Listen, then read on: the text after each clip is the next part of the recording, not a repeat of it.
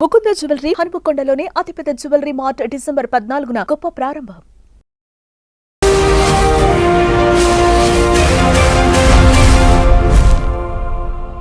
నమస్తే, welcome to I dream social spotlight with Kavitha. గత 3 రోజులుగా ట్విస్ట్లు టర్న్లతో సినిమా స్క్రిప్ట్ ని తలదన్నే లాంటి ఒక ఎపిసోడ్ జరుగుతోంది. అది మంచు మోహన్ బాబు ఫ్యామిలీకి సంబంధించి. అది ఫ్యామిలీ మ్యాటర్ వరకు ఓకే, కాకుంటే బయటకు వచ్చింది. ఆ తర్వాత కవరేజ్ కోసం వెళ్ళినటువంటి జర్నలిస్టుల మీద అటాక్లు అనేవి జరుగుతున్నాయి.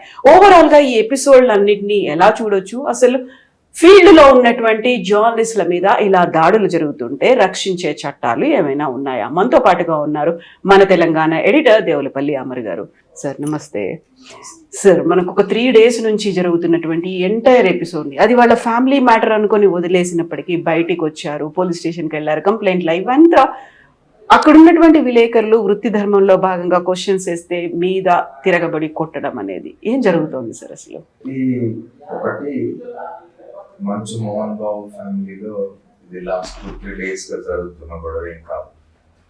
చాలా రోజులుగా బయట అక్కడక్కడ వార్తలు వస్తూ ఉన్నాయి. ఏంటంటే ఫ్యామిలీలో మోహన్ బాబు ఇద్దరు కొడుకుల మధ్య డిస్ప్యూట్స్ ఉన్నాయని, ఆస్తులకు సంబంధించి. ఇది ఎట్లా ఉంటుందంటే చాలా కుటుంబాల్లో ఇట్లాంటి సమస్యలు ఉంటాయి. ఏమవుతుందంటే తండ్రి ఎప్పుడు కూడా ఆస్తులు వదిలిపెట్టకూడదు, పిల్లలకు చదివించి వదిలిపెట్టాలి. ఆస్తులు ఉంటే ఇట్లాంటి గొడవలు మొదలైతే ఆయన సంపాదించినాడు, ఆస్తుల కారణంగా ఈ తగాదాలు జరుగుతున్నట్టు. అది పూర్తిగా వ్యక్తిగత కుటుంబ సమస్య. అది నిజానికి ఇదే సమస్య ఏ ఆర్డినరీ సిటిజన్ ఇంట్లో, అంటే ఏ ఉపాధ్యాయుడి ఇంట్లోనో, ఏ లేబర్ ఇంట్లోనో, లేకపోతే ఏ మామూలు ఉద్యోగి ఇంట్లోనో, ఏ రైతు ఇంట్లోనో, ఏ కార్మికుడి ఇంట్లోనో కనుక జరిగితే ఎవరు పట్టించుకోరు.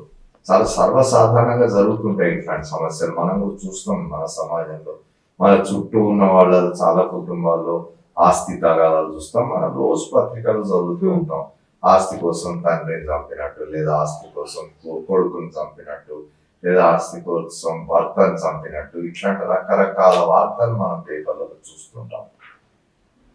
ఆస్తుల కోసం తగాదాలు జరగడం అనేది సర్వసాధారణంగా జరుగుతుంది, చాలా కుటుంబాల్లో జరుగుతూ ఉంటుంది.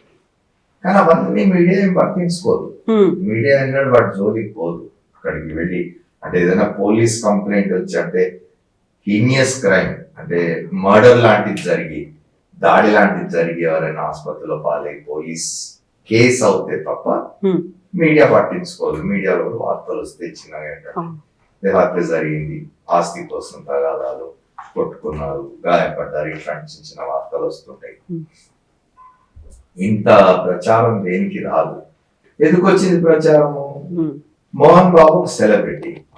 మోహన్ బాబు మాజీ రాజ్యసభ సభ్యుడు, కొంతకాలం రాజకీయాల్లో ఉన్నాడు. ఆయన తర్వాత చాలా సినిమాలు తీసినాడు, సినిమా ప్రొడ్యూసర్, దర్శకుడు, చాలా సినిమాల్లో నటించినాడు.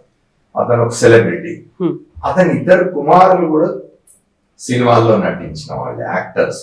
వాళ్ళు సినిమాలు తీసినారు. ఆ కుటుంబం మొత్తం కూడా ఒక సెలబ్రిటీ ఫ్యామిలీ. అది ఆ ఫ్యామిలీ సంబంధించి ఏమైనా జరిగినప్పుడు తప్పనిసరిగా మీరు ఒకటి చూడండి. కొన్ని పత్రికల్లో, ప్రధానంగా ఇంగ్లీష్ పత్రికల్లో మనం చూస్తుంటాం, కొన్ని పేజీలు ఈ సెలబ్రిటీల కోసం ఉంటాయి. వీళ్ళు సాయంత్రం పార్టీలకు సంబంధించిన ఫోటోలు, వీళ్ళు చేసుకునే పేస్ట్రీ అంటాం. ఎగ్జాక్ట్లీ ఈ పేస్ట్రీ యాక్టివిటీ అనేది చూస్తాం. పేస్ట్రీలో రావాలని సెలబ్రిటీస్ చాలా ఆసక్తి చూపిస్తారు. చాలా వెంటబడి మీడియా వెంటబడి రాయించుకోవడం, ఇట్లాంటివన్నీ, వాళ్ళ ఫోటోలు వేయించుకోవడం, ఇట్లాంటివన్నీ చూస్తూ ఉంటాం. సెలబ్రిటీస్ ఫ్యామిలీస్ లో ఉన్న వాళ్ళు పార్టీలకు పోయినా, ఫంక్షన్స్ పోయినా, లేకపోతే ఏదైనా జరిగినా అంతా ఈ పేస్ట్రీస్ కల్చర్ అనేది బాగా ఉంది మన దగ్గర. అప్పుడు చాలా సంతోషపడేవాళ్ళు. ఇట్లాంటి సందర్భాల్లో మీడియాని విమర్శించాలి.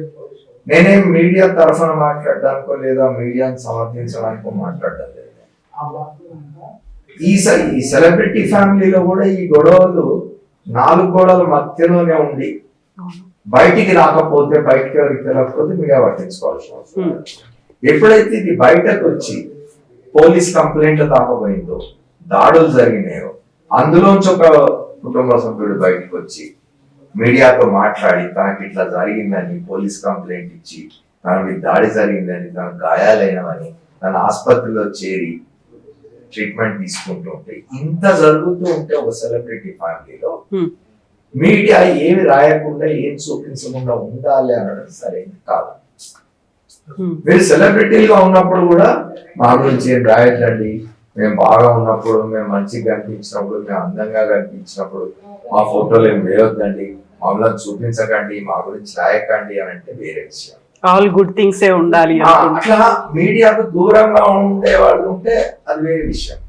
నిజంగా కూడా ఏనాడు మీడియా దగ్గర ముందుకు రాని, మీడియా ఎక్స్పోజర్ కోరుకొని, మీడియాలో పబ్లిసిటీ కోరుకొని వాళ్ళ దగ్గరికి పోయి మీడియా ఇట్లా బిహేవ్ చేస్తే మనం మీడియా తప్పు పట్టాలి తప్పనిసరిగా. అట్లా కాదు ఇక్కడ.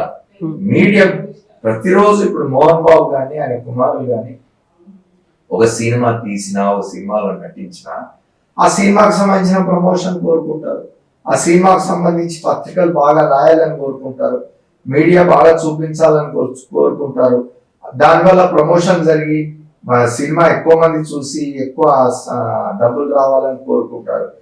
అప్పుడు అవన్నీ కోరుకున్న వాళ్ళు ఇట్లాంటి సందర్భాల్లో మీడియా ఏమన్నా రాయబోతే ఇంత ఇదిగా రియాక్ట్ ఎందుకు కావాలా? అది అక్కడ మనం ప్రశ్నించాల్సింది. మామూలుగా అయితే ఎవరి వ్యక్తిగత జీవితాల్లోకి మీడియా పోకూడదు. భార్యాభర్తలు తగాదా కానివచ్చు, తండ్రి కొడుకుల తగాదాలు కావచ్చు, ఇంకేదైనా కావచ్చు, కుటుంబంలో జరిగే వ్యవహారాన్ని, కుటుంబంలో జరిగే తప్పొప్పుల్ని లేదా కుటుంబంలో ఉండే పొరపచ్చాన్ని, తగాదాల్ని మీడియా పట్టించుకోవాల్సిన అవసరం లేదు. కానీ ఆ కుటుంబం ఎప్పుడైతే మామూలు కుటుంబం కాదు, మనం చాలా చూస్తున్నాం. పెద్ద పెద్ద వ్యాపారవేత్తల కుటుంబాల్లో జరిగే విషయాలు రాస్తుంటాయి పత్రికలు, మీడియా చూపిస్తుంటది. రాజకీయ నాయకుల ఇళ్లలో జరిగే విషయాలు రాస్తూ ఉంటది, మీడియా చూపిస్తూ ఉంటది.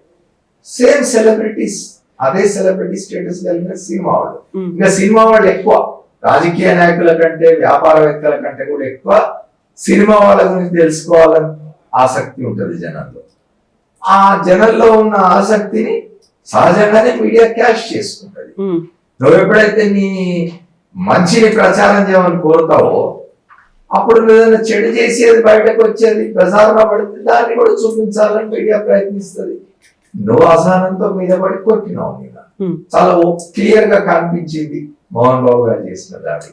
మోహన్ బాబు గారు ఆయన సంయమనం పాటించి ఆయన కుటుంబంలో జరుగుతున్న వ్యవహారాన్ని కుటుంబంలోనే తేల్చుకునే ప్రయత్నం చేసి, ఆయన ఒక కొడుకు బయటకు పోయి ఇదంతా రచ్చ కాకుండా ఆయనే ప్రయత్నించి లోపల కూర్చోబెట్టుకొని పెద్ద మనిషి తరగా ఉండి చేసుకొని ఉంటే ఎవరికి అభ్యంతరం లేదు. బయటికి రానంత వరకు ఎవరు ఏం రాయాల్సిన అవసరం. వాళ్ళ ఇంటి ఏమంటారు గేట్ కూడా దాటి లోపడిపోయే అధికారం మీడియాకి లేదు. అదంతా వ్యక్తిగతం. ఆయన ఇంటి గేట్ దగ్గర నుంచి లోపడి జీవితం అంతా ఆయన వ్యక్తిగతం. అక్కడికి ఆయన అనుమతి లేకుండా, ఆయన పిలవకుండా పోయే అధికారం ఏ మీడియాకు లేదు. కానీ ఇక్కడ ఏం జరిగింది, వ్యవహారం ఆ గేట్ దాటి వచ్చింది బయటికి. ఇవాళ నేను ఫేస్బుక్ లో చూస్తున్నాను, ఎవరో ఒక కొంచెం కొంతకాలం మీడియాలో ఉండి, దాదాపు ఒక 2-3 దశాబ్దాలు మీడియాలో ఉండి జర్నలిస్ట్ గా పనిచేసిన ఒక ప్రముఖ లేదా సీనియర్ జర్నలిస్ట్ ఒక పోస్టింగ్ పెట్టినారు ఫేస్ ఏమనంటే, మోహన్ బాబు మీడియా చెవులు మోసి చావు కొట్టాడు కదా, మంచి పని అయింది. అన్నిట్లలోకి ఎంటర్ అవుతారా ఇలాగే? అంటే మీడియా పట్ల ఇంకొక అభిప్రాయం అట్లాంటి ఉన్నది. కానీ ఇక్కడ నేను ఆ పోస్టింగ్ ని సమర్థించాను. ఎందుకంటే నువ్వు మీడియా వద్దు అనుకుంటే వద్దు అని చెప్పాలి, పద్ధతులు ఉంటాయి దానికి. మీరెవరు రావద్దు ఇక్కడికి. అయినా ఆయన ఇంట్లోకి పోలేదు, గేటు బయట ఉన్నారు. గేటు బయట నువ్వు అక్కడ దగ్గరికి వచ్చి మాట్లాడడానికి వస్తున్నట్టు వచ్చి వాళ్ళకి నమస్కారం పెట్టుకుని దగ్గరకు వచ్చి దాడి తీసినావు. మాట్లాడడం ఇష్టం లేకపోతే నువ్వు కారు దిగొద్దు, వెళ్ళిపోవాలి. బయట వాళ్ళు వాళ్ళకి ఏం దొరుకుతుంది రాసుకొని పోతారు. నువ్వు మీడియా అక్కడ ఉండొద్దు, నీ ఇంటి బయట అనే, నీ గేటు బయట అనే అధికారం నీకు లేదు. నీ గేట్ లోపలికి రావడానికి వాళ్ళకి అధికారం లేదు. ఖచ్చితంగా నువ్వు దాన్ని ప్రొటెస్ట్ చేయొచ్చు, రావద్దని చెప్పొచ్చు, Hmm. నిరోధించవచ్చు. కానీ అక్కడ మన వాతావరణం అంతా చూసినాం, 2 వర్గాలుగా మోహరించి 20 మంది 30 మంది బౌన్సర్లను, వీళ్ళు 30 మంది బౌన్సర్లను, వాళ్ళు 40 మంది బౌన్సర్లను, అదే తర్వాత తుపాకులు, ఆ తుపాకులను స్వాధీనం చేసుకోవడం పోలీసులు. ఇది డెఫినెట్ గా మీడియా అట్రాక్షన్ ని చేస్తుంది కదా, మీడియా అటెన్షన్ ని అట్రాక్ట్ చేస్తుంది కదా. చేయకుండా ఎట్లా ఉంటది? అంత మాత్రం చేత ఆ అబ్బాయికి ఎవరినైతే మోహన్ బాబు దాడి చేసి కొట్టినాడో ఆ అబ్బాయికి సర్జరీ జరిగింది. ఇక్కడ ఫ్రాక్చర్స్ అయ్యి అతని నోరు తెరిచి మాట్లాడలేడు, భోజనం చేయలేడు ఒక 2-3 మాసాల వరకు. అతనికి భోజనం ఇక్కడ ఒక హోల్ చేసి పంపించాల్సిన పరిస్థితి. అది యాదృచ్ఛికంగా జరిగిన దాడి అని అనుకుంటామా?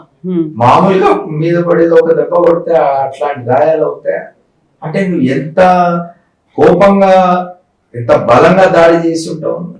అవసరం నీకేమిటి? మోహన్ బాబు గారు ఏమి చిన్న మనిషి కాదు, పద్మశ్రీ అవార్డు వచ్చిన ఆయన, రాజ్యసభ సభ్యుడిగా ఉన్నాడు, రాజకీయాల్లో ఉన్నవాడు, మంచి విద్యా సంస్థలు నడుపుతున్నాడు, ఆయనకు యూనివర్సిటీ ఉన్నది. నిజానికి ఆయన విద్యా సంస్థలు చాలా బాగుంటాయి.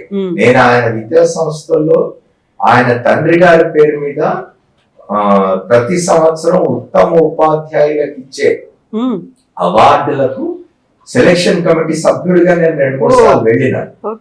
ఆయన మోహన్ బాబు గారి యూనివర్సిటీకి. ఆయన మోహన్ బాబు గారి యూనివర్సిటీ తిరిగి చూస్తున్నాను. ఆయన యూనివర్సిటీలో ఆయన దగ్గర చదువుకునే పిల్లలకు ఆయన యూనివర్సిటీ, ఆయన విద్యా సంస్థ నేర్పించే డిసిప్లిన్ ఇంట్లో ఆయన 2 కొడుకులకు నేర్పలేకపోయినా ఆయన. దురదృష్టకరమైన విషయం. ఆ క్రమశిక్షణ ఆ 2 పిల్లలకు ఉండింటే వాడి పరిస్థితి వచ్చేది కాదు. ఆయన 2 పిల్లల్ని మరి ఆయన మిగతా విషయాల్లో పడి తన సినిమా జీవితము, తన విద్యా సంస్థలు, తన వ్యాపారాలు వీటిలో పడి పిల్లలకు డిసిప్లిన్ నేర్పించడం మర్చిపోయినాడో, సమయం చిక్కలేదో తెలియదు. కానీ క్రమశిక్షణారాహిత్యం కారణంగా జరుగుతున్న గొడవలు కానీ, ఆస్తుల కోసం జరుగుతున్న తగాదాలు, ఈ కారణంగా సమస్యలు వచ్చినాయి, ఈ కారణంగా గొడవలు జరిగినాయి, ఈ కారణంగా రోడ్ల మీద పడ్డారు. రోడ్ల మీద పడ్డప్పుడు సహజంగా మీడియా రాస్తుంది. మీడియా రాయొద్దు, చూపించొద్దు అనే అధికారం మీకు లేదు. మీరు ఒకసారి రోడ్డు మీద పడ్డారు, శ్రీశ్రీ మాట చెప్తాడు, ప్రైవేట్ గా ఉన్నంత వరకు మీ జీవితాలు మీవి, పబ్లిక్ గా వస్తే ఏమైనా అంటామంటాడు. పబ్లిక్ గా వచ్చిన తర్వాత అతను రాజకీయ నాయకుడైనా, అతను పెద్ద వ్యాపారి అయినా, అతను ఒక సినిమా సెలబ్రిటీ అయినా, ఇంకోడైనా మీడియాలో ఉన్న వాళ్ళ మీద వచ్చినాయి చాలా. మీకు గుర్తుంటే 4-5 సంవత్సరాల క్రితం మీటూ అనే ఒక ఉద్యమం వచ్చింది. అందులో ఎంతమంది మీడియా వాళ్ళు రోడ్ల మీద లాగబడ్డారు, ఎంతమంది మీడియా వాళ్ళని గురించి పత్రికలు రాసినాయి, ఎంతమంది మీడియా వాళ్ళని సెలబ్రిటీలను గురించి, మీడియాలో కూడా సెలబ్రిటీ వాళ్ళని గురించి టీవీ ఛానల్ చూపించినాయి. సినిమా వాళ్ళు, మీడియా వాళ్ళు ఒకసారి ఫేమ్ అనేది వచ్చిన తర్వాత చాలా జాగ్రత్తగా ఉండాలి ఎవరైనా కూడా. ఎందుకంటే 10 మంది కళ్ళు మీ మీద ఉంటాయి. మీకు ఒకసారి ఒక ఫేమ్ వచ్చి మీరు ఒక సెలబ్రిటీ అయిన తర్వాత మరింత జాగ్రత్తగా ఉండాలి, మరింత డిసిప్లిన్ గా ఉండాలి, మరింత అణకువగా ఉండాలి, మరింత సంయమనం పాటించాలి. ఎట్లా ఇది లేకుండా? అవును సార్. ఇప్పుడు విధి నిర్వహణలో ఉన్నటువంటి జర్నలిస్టులు ఫీల్డ్ రిపోర్టింగ్ కి వెళ్తుంటారు. ఇది ఫస్ట్ టైం జరిగినటువంటి అటాక్ కాదు. అటు పొలిటీషియన్స్ కావచ్చు, మాఫియా కావచ్చు, ఇంకెక్కడైనా ఏదైనా అసాంఘిక శక్తులు, ఇలాంటి అటాక్స్ అనేవి జరుగుతూ ఉంటాయి. ఆల్మోస్ట్ చాలా వరకు ప్రాణాలు పోయినటువంటి సంఘటనలు ఇవన్నీ చూసాం. ప్రతిసారి జర్నలిస్ట్ సంఘాలన్నీ ఏకమవుతున్నాయి, ప్రొటెస్ట్ చేస్తున్నాయి, ఇలాంటివన్నీ అవుతున్నాయి. ఆ తర్వాత నేను ఈ రోజు ఉదయం వాళ్ళు చేసిన ఒక నిరసన దానిలో కూడా పాల్గొన్నప్పుడు ఇదే మాట చెప్పినాను. ఏమిటంటే మీరు ఏదైనా ఒక సంఘటన జరిగినప్పుడు మనం నీజర్ రియాక్షన్ అంటాం. సంఘటన జరగానే ఇమ్మీడియట్ గా మనం రియాక్ట్ అయిపోయి అందరం రోడ్ల మీదకి వచ్చి దాని మీద స్పందించి నిరసన తెలిపి డౌన్ నినాదాలు కొట్టి పోయి పోలీస్ కంప్లైంట్ ఇచ్చి ఒక కేసు పెట్టించి మర్చిపోతాం. దాడి చేసిన వ్యక్తో, దానికి కారణమైన వ్యక్తితో క్షమాపణలు చెప్పించడంతో, లేవచ్చిన కేసు పెట్టడంతో అయిపోతుంది. అక్కడికి తర్వాత ఎవరెందుకు పట్టించుకోరు. రెండోది బాధాకరమైన విషయం ఏంటంటే ఇవాళ ఒక సంస్థకు సంబంధించిన జర్నలిస్ట్ మీద దాడి జరిగితే ఆ సంస్థకు సంబంధించిన వాళ్ళ వరకే వస్తారు. రేపు ఇంకో సంస్థకు సంబంధించి జర్నలిస్ట్ మీద దాడి జరిగితే ఆ సంస్థకు సంబంధించిన అవసరం. నేను కోరేది ఏమిటంటే ఈ దేశంలో వర్కింగ్ జర్నలిస్టుల ఉద్యమం, ఇండియన్ జర్నలిస్ట్ యూనియన్ కానివ్వండి, మనకు తెలంగాణ రాష్ట్రంలో ఉన్న తెలంగాణ వర్కింగ్ జర్నలిస్ట్ యూనియన్ కానివ్వండి, అనేక ఇతర జర్నలిస్ట్ సంఘాలు కానివ్వండి, చాలా కాలంగా కోరుతున్నది. ఈ మధ్యనే ఢిల్లీలో చాలా జర్నలిస్ట్ సంఘాలు కలిసి, అందులో ఇండియన్ జర్నలిస్ట్ యూనియన్ కూడా ఉన్నది, కలిసి ఒక చార్టర్ ఆఫ్ డిమాండ్స్ తయారు చేసినారు. చాలా కాలంగా కోరుతున్నది ఏమిటంటే జర్నలిస్టుల రక్షణ కోసం ఒక ప్రత్యేక చట్టం కేంద్ర స్థాయిలో పార్లమెంట్ లో ఒక చట్టం తీసుకురావాలి, రాష్ట్రాల స్థాయిలో శాసనసభల్లో చట్టాలు చేయాలి. జర్నలిస్టులకు ప్రత్యేక రక్షణ కల్పించడం కోసం, వాళ్ళ మీద దాడులు నిరోధించడానికి, ఎక్కడైనా దాడి జరిగితే కఠినమైన చర్యలు ఉండడానికి అవసరమైన చట్టాలు తీసుకురావాలని చెప్పి చాలా కాలంగా జర్నలిస్ట్ యూనియన్ డిమాండ్ చేస్తూ ఉన్నాయి. ఇవాళ మళ్ళీ ఒకసారి నిన్నటి సంఘటనతో అది మళ్ళీ తెర మీదకి వచ్చింది, మళ్ళీ దాన్ని మనం అడగాల్సిన పరిస్థితి వచ్చింది. ఇది ఒకటే కాదు, ఇప్పుడు ఇదేమిటి ఇట్లాంటి డిమాండ్ ఒకటి జర్నలిస్ట్ సంఘాలు మాత్రమే ఎందుకు చేయాలి?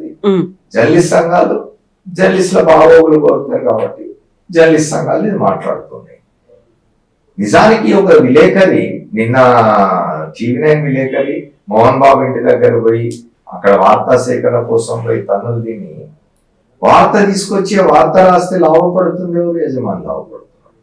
మేమేమంటున్నాం అంటే జర్నలిస్ట్ సంఘాలే కాదు, మీడియా యాజమాన్యాలు, అది ప్రింట్ మీడియా కావచ్చు, ఎలక్ట్రానిక్ మీడియా కావచ్చు, డిజిటల్ మీడియా కావచ్చు, మీడియా యాజమాన్యాలు, వాటిలో పనిచేస్తున్న జర్నలిస్టులు, ఇలా ఉద్యోగులు అందరూ కూడా జర్నలిస్ట్ సంఘాలతో కలిసి వచ్చి దీనికి సంబంధించి ఒక ప్రత్యేక చట్టం, బలమైన చట్టం, మళ్ళా అదేదో బలహీనమైన చట్టం తీసుకోవడం కాకుండా, అంటే ఏదో చిన్న కేసు పెట్టి ఒక రోజు రిమాండ్ లో ఉంచడం ఇట్లాంటివని కాకుండా కఠినమైన చట్టాలు, జర్నలిస్టుల మీద భౌతిక దాడే కాదు, జర్నలిస్టులను దూషించిన, జర్నలిస్టులకు ఎటువంటి హాని తలపెట్ట ప్రయత్నించినా వాళ్ళ మీద కఠినమైన చర్యలు ఉండే విధంగా ఒక బలమైన చట్టం జాతీయ స్థాయిలో పార్లమెంట్ లో, రాష్ట్రాల్లో శాసనసభల్లో తప్పనిసరిగా చట్టాలు చేసే విధంగా ఒక పెద్ద ఉద్యమం రావాలి. అన్ని విభేదాలు పక్కన పెట్టి జర్నలిస్టులు అందరూ కలిసి ఇట్లాంటి ఉద్యమం చేయాలి అని మేము చాలా కాలంగా కోరుతూ ఉన్నాం. మళ్ళీ ఒకసారి అందరికీ విజ్ఞప్తి చేయడం తప్ప చేయగలిగేది ఏం లేదు. ఇదే కాకుండా ఇంకొకటి కూడా ఉన్నది. మామూలుగా విధుల్లో ఉన్న ప్రభుత్వ ఉద్యోగులు లేదా ప్రభుత్వ అధికారులు వాళ్ళ విధులను ఎవరైనా అడ్డగిస్తే కఠినమైన చర్యలు తీసుకునేందుకు కొన్ని చట్టాలు ఉన్నాయి, క్రిమినల్ కేసులు పెడతాం, కఠినమైన చట్టాలు ఉన్నాయి. మేము చాలా కాలంగా ఏమడుగుతున్నాం అంటే ఎట్లయితే ప్రభుత్వ ఉద్యోగులు అధికారులు విధులు చేస్తుంటే వాటిని అడ్డుకోకూడదు, విధుల్లో ఉన్న జర్నలిస్టులను కూడా అడ్డుకోకూడదు, ఆ చట్టాన్ని వీళ్ళకు జర్నలిస్టులు కూడా వర్తింపజేయండి అని మేము ప్రభుత్వాన్ని అడుగుతున్నాం, విజ్ఞప్తి చేస్తున్నాం. అది మళ్ళీ ఒకసారి మనం దాన్ని మళ్ళీ ఒకసారి డిమాండ్ చేయాలి. మనం ఈ మధ్యనే చూసి